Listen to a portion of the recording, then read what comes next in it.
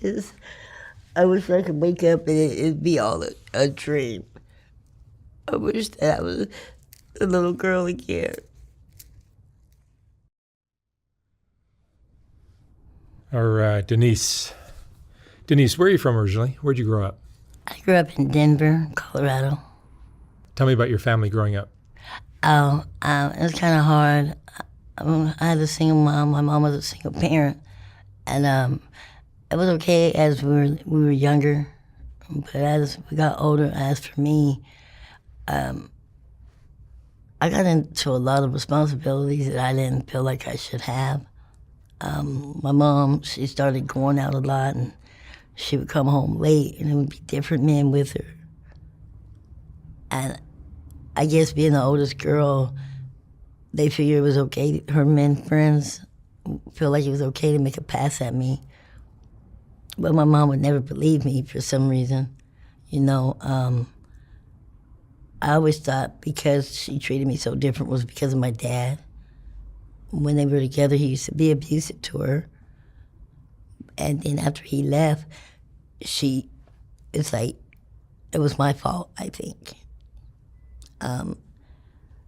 As I got older and like having the men touch me and trying to talk to somebody about it, it didn't do no good, you know. I was scared to tell any authority about being touched. So I kind of like hid it, and as I got 14 and 9 months, I left home. I've been on my own since I was 15. And I thought that being with a man was where I would find comfort and security at, and I never did. And I haven't till this day. I've been molested.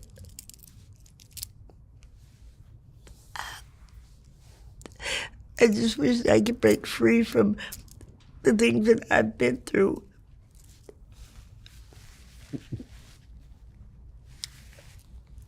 I left Colorado running from an abusive guy. And it just seemed like the flashbacks of being out here, and I still think it's okay for a man to touch me. It's not, because it's not real. I know I don't understand, like, I haven't contacted my mom. I haven't had any, like, communication really since I was 23. I'm 51. It's like, I'm just here by myself, you know. I ask myself why, but who's to ask why, and I don't get no answer back. I just think that my mom not listening to me and going through, like, being touched, and my older brother even touched me. He's gone now. Would there be any truth on my side, or would they just think that I was saying things for attention? I have 4 children. My oldest died. All different men, but it didn't get no better, because it was like I was a whore. I was just sleeping around with men. Like, it wasn't like that. I just wanted someone to care about me, to make me feel okay. I've tried, like, to talk to women in groups, but it doesn't seem like any of them have been where I've been, you know. Having men touch you and you're so afraid to say something.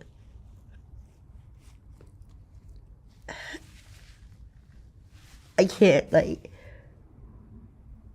when I sleep at night, I have, like, nightmares of, like, flashbacks of different men and places I've been. Sometimes I feel like I'm worthless, you know.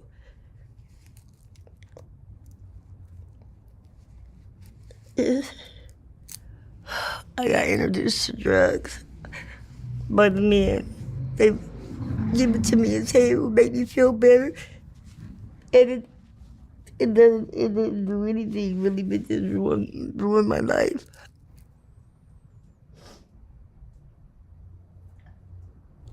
Leaving here and being there, you think that you get away from one abuse. It's like always abuse behind it.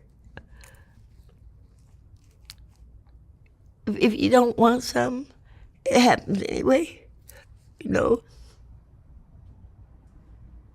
And I don't think that anyone would find the truth because of the way my life's been. I've been here, there, sleeping, prostituting my body for drugs because I'm addicted. I have grandbabies now I don't even get to see. They don't know me, you know.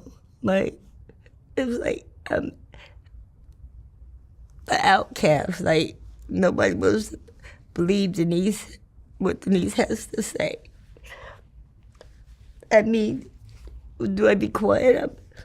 I'm 51 years old who wants to listen. I have one girl, and I hope she doesn't go through what I've been through. You know, not having a mom around, you run to all the wrong things. I'm scared to be by myself. I don't like to abuse, but being alone, I don't like neither. So sometimes I just accept the things, you know.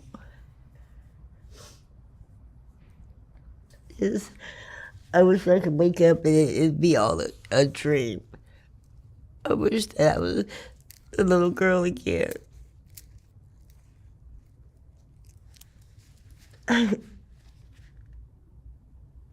Sorry. It's all right. Drugs have been a part of your life? A part of my life since I was 15. I was introduced to crack cocaine at 15 years old by one of the men I thought was protecting me. It was fine at first. It was like a big uncle, and then it was like touching, and it's okay to make you feel better. It doesn't. I have COPD behind smoking,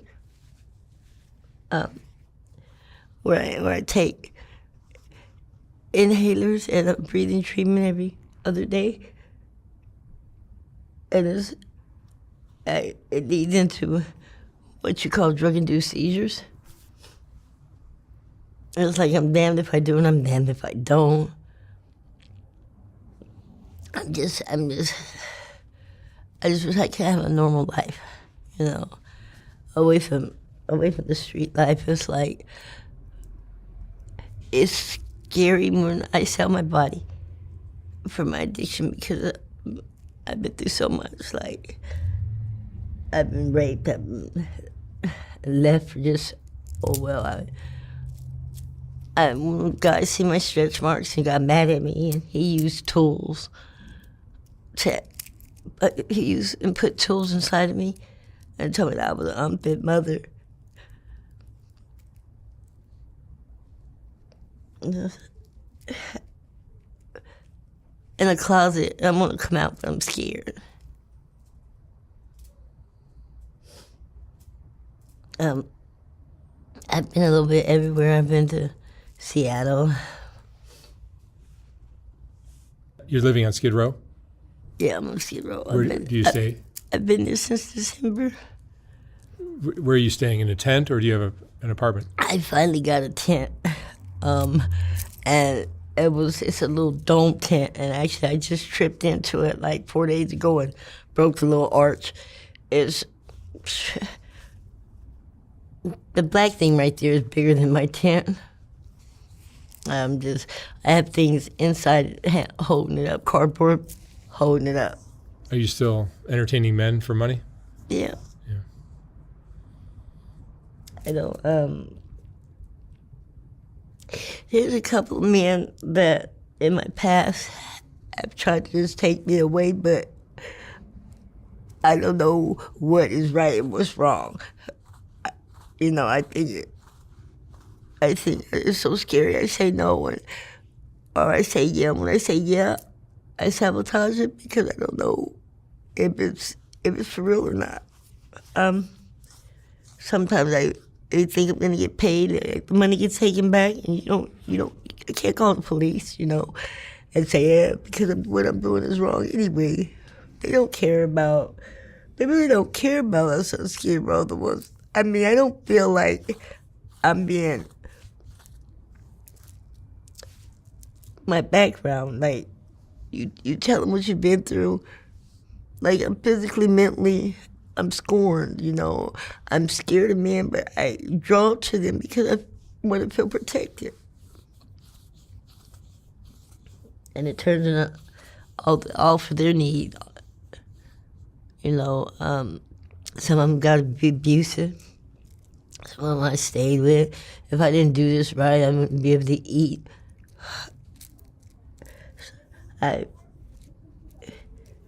Let's just steal out stores.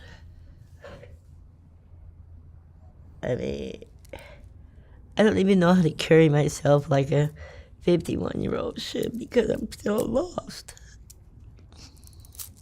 No, I didn't raise my kids. How many kids do you have? Huh? How many kids do you have?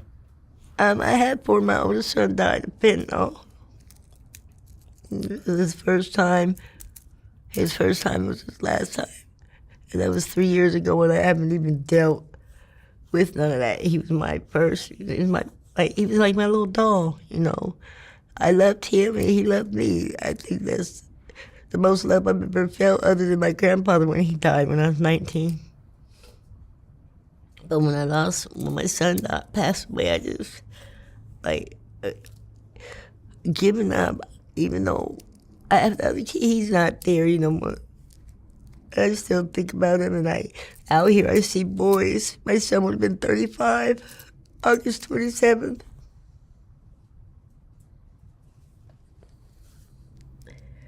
And my mom, I was out here in 2003. I came back here because it was something I felt safe to be at after being gone.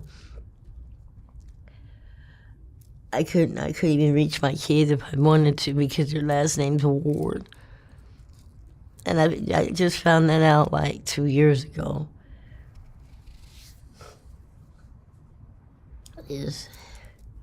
I have a family that I would like to get to know. A family, my children. Am I gonna just be lost forever? I don't know. Can a girl that's a woman now be forgiven for sleeping with all kind of men? I don't know. But it makes me feel ugly and used.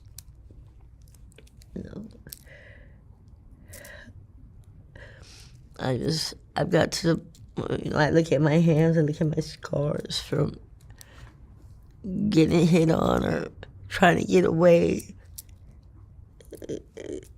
I wish I didn't have them. There's some tissue. Sure. I tried to quit the drugs.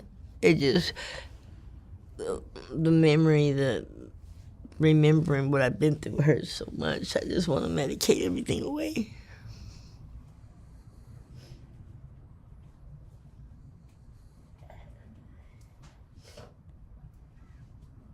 If you had your life to live all over again, what would you have done differently?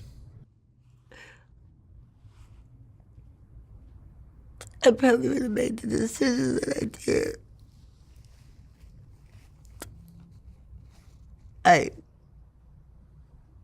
I really don't know, because at one time I was like my mom's right hand. She was my everything. I wanted to be just like my mom. And I kind of did turn out to like her. Like, she worked in a bar. I worked in clubs. She was a waitress. I was a dancer. She made fast money with selling weed. I tried to sell drugs, even though I was using them like behind the scene. Nobody knew. Nobody knew until I was 23. I just let them know when I started. I would wear 2 pair of pants, try to cover it up, you know. My daughter seen it. She seen that, like, my normal weight is 210. And I'm like 132 now. So I don't even feel like I'm half of a person I used to be. You know, as you get older, it's hard to gain the weight and to keep the weight at a, yeah. I feel worthless unless I'm all in disguise and people are paying attention to me just because of the way I look or for something that they want.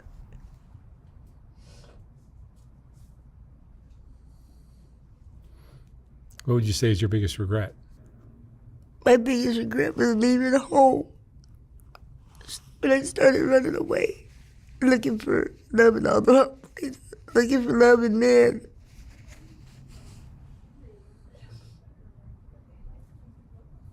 I just wish, like, I let my children do, but I wish I wouldn't have had them. Like, I was a single mom, had 3 kids at 19 and my last at 21. So, that was hard. I think if I would have waited and did like find a man as I got older, like dropped out of school, I only finished 9th grade. I'd be looking like, I look at people I went to school with, or I see people my age and what they have and what I don't have. And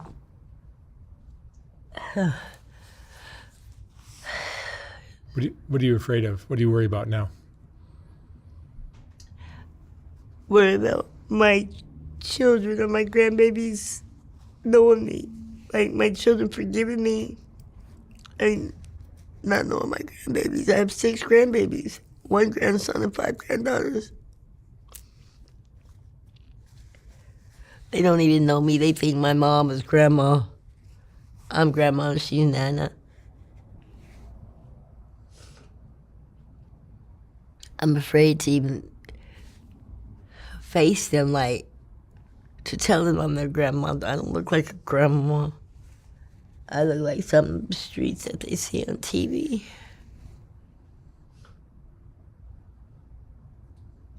Do you have any good memories of your life? Yeah. Like, when I was young, we took pictures at Kmart. I used to go to the park with them and make hot dogs. I took them to the zoo.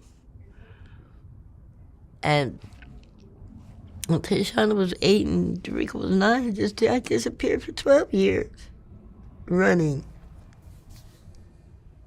Just to run back to the same thing.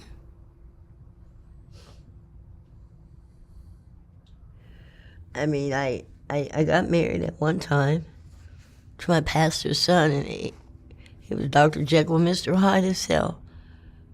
It was like everything that I did was not right, you know. He had the silver spoon in his mouth. I had the plastic spoon, as to say, you know. I was never good enough.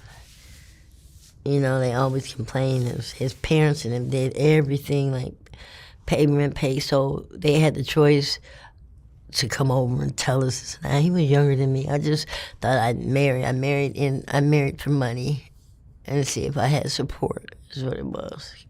We only had 1 kid. The other 3 were just a package with me.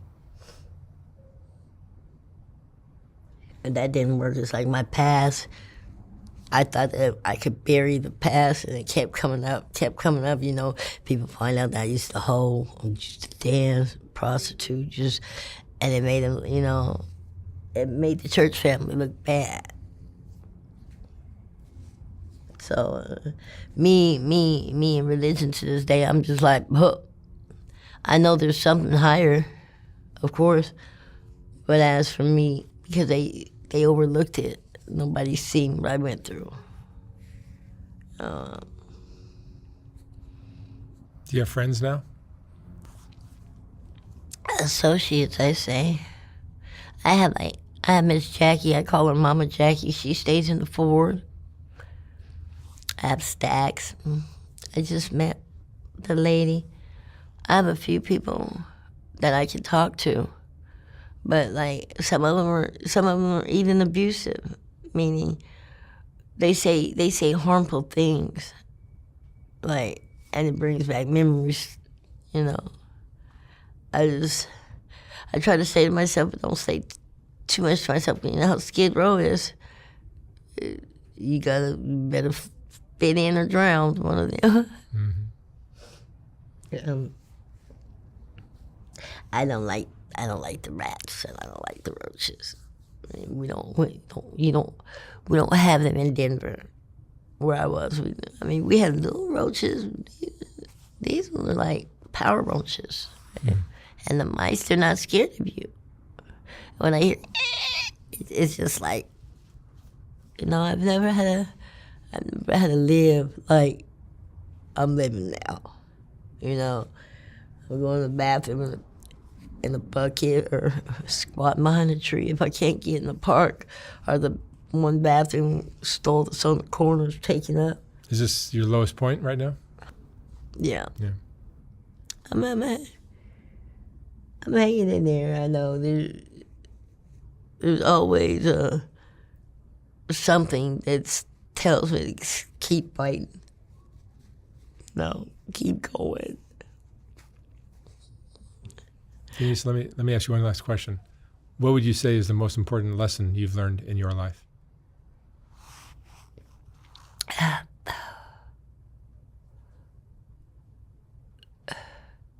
That being alone, you should never wish it. 'Cause I always say, I wish you guys would just leave me alone. Just leave me alone. I'm left alone. It's scary, you know. You can't call mom. You can't call dad. You're on your own now. Yeah. 51 years old on my own and don't know nothing. All right, Denise, thank you so much for sharing your story. Uh-huh. I wish you lots of luck out here. Thank you. When I was designing the first Soft White Underbelly book, I realized that there were so many great portraits that weren't going to make it into that book. They just wouldn't fit. And once I saw how well that first book sold, I knew I'd have to design a second book. This second book is finally ready to ship. Like the first one, this book has a collection of some of the best portraits from Soft White Underbelly, accompanied by a quote from that person's interview. This book features another group of Rebecca portraits, as well as a collection of color images of the Whitaker family, and plenty of others. You can order yours for $125 or $150 for a signed copy at softwhiteunderbelly.org. Again, like the first book, once this book is sold out, I will not be printing more of them. The portraits are what Soft White Underbelly is all about, and these two books contain the best of all that work. Thank you for watching.